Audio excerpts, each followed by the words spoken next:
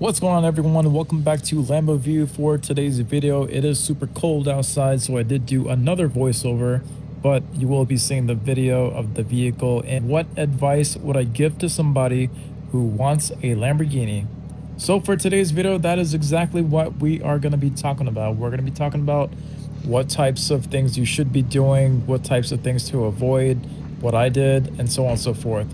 Probably one of the biggest advices that I would give, and this is kind of what you probably wouldn't expect, but this is going to be having a really good routine. If you are somebody who really wants a car, there's other things in your life that you really have to make sure that you have set up properly. But not only do you have to have things organized, such as your finances, but you also have to have your right routines as well. Your routine is going to be the thing that really makes it or breaks it for you. So one of the things that I would recommend is definitely, the reason why I say this as the number one thing is because you have to have discipline in anything you are doing in life. And it all really starts off from having a really good gym routine, because that will set the foundation for everything else that you're going to be doing. Another thing that I would say is to be able to take risk and not be afraid of it. And with that, don't be afraid of failing. So when I kind of grew up, I failed probably a good 15 different times in 15 different things before I founded a YouTube channel that blew up about 3 to 5 years ago. If I hadn't have taken crazy risk, if I hadn't have went against the crowd, then there is no way in hell that I would have this vehicle today. So taking risk and learning from failure is a big thing. You have to do those two things and not be ashamed of failing. That is completely fine. You have to fail in order to move forward. They call it failing forward or whatever. So yeah, routines, and then not being able to feel bad about failing. That is going to be two big things. Another one that I would say is do something that you really enjoy doing. So what I did to really leverage myself to getting a Lamborghini was basically, I had my YouTube channel, but the thing with that was that I really had to do something that I was really passionate about. And the reason why this is really important is because Steve Jobs has also said this, or Jeff Bezos or whatever too. They have also said that the reason why you have to do something that you really enjoy doing is mainly because that one thing that you're going to be doing is going to be something that you're going to be doing over and over again. Hence why I mentioned the whole routine part. So it's something that you have to be doing every single day, and it has to be something that you don't get bored of, and it's got to be something that makes you want to get out of bed to go do.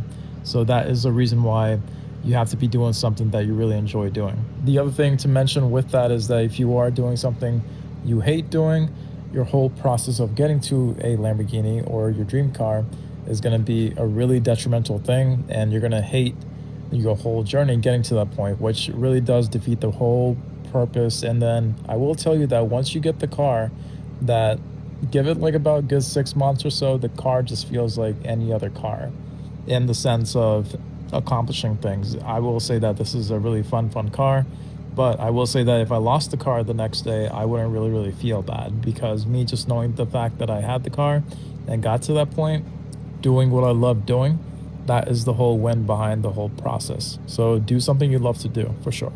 So finances is obviously a big one. This one's a huge one that everyone mentions quite a bit. So finances, yes, you have to be disciplined in the sense of saving. If you can't save, then you're not going to be able to go on to the next step, which is investing, or in other words, multiplying your money. Not only do you have to make a pretty good amount of income, but if you are smart with your money, you can still know how to save extremely well. And as long as you learn how to invest really well, which we are going to be doing a separate video on, then doing those two things and then investing really well can make up for the difference of having a income that's not something extremely crazy. So no, you don't have to be somebody who's making $1 million a year. You don't have to be somebody who's making $500,000 a year, but you do save your money, a good chunk of it, and then most importantly, how to invest. So investing, obviously, I'm not a financial advisor, but I will say that the way that I learned was I went onto YouTube. I have YouTube premiums because screw all the ads. So I do have YouTube Premium, and all I do on my commutes going to work and coming back home is learning how to invest, more ways to save my money. My car before having this Lamborghini was a Honda Civic, and then I did have a M4 in between for about 4 to 6 months or so. But I literally went from a Honda Civic to a Lamborghini in about 10 months or so. But the reason why that Honda Civic was a big step that got me to the Lamborghini was because of the fact that it allowed me to save and multiply my money. So if you're just blowing your money getting a really cool car too early, then that's going to be really detrimental to you getting into a Lamborghini because that slows you down quite a bit. So that's basically how it is. If you're aggressive with saving in the beginning, then you're going to have a better long-term outlook. But if you are somebody who blows their cash up front in your early years, which are your prime investing years, then that's going to be detrimental to you to get something really cool like this $300,000 Lamborghini. The last thing that I would probably say is to be humble about the whole thing. So, as I was kind of getting into the whole road of getting to a Lamborghini, the biggest thing that I told myself was no matter how big I get on YouTube, I would always make sure that you keep humble, that you stay humble. Yes, the big reason is because you want to be somebody who's helping other people and raising them up. That good karma will come back to you.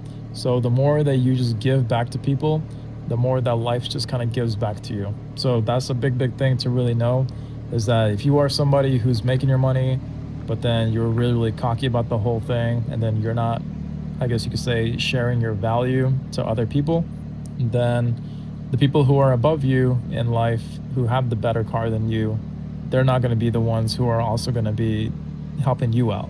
So kind of look at it that way. So that's a big thing. If you all had any questions, write them down below. I do videos on everybody's questions, so feel free to comment, subscribe to the channel. Thank you for watching. I will see you all for the next one.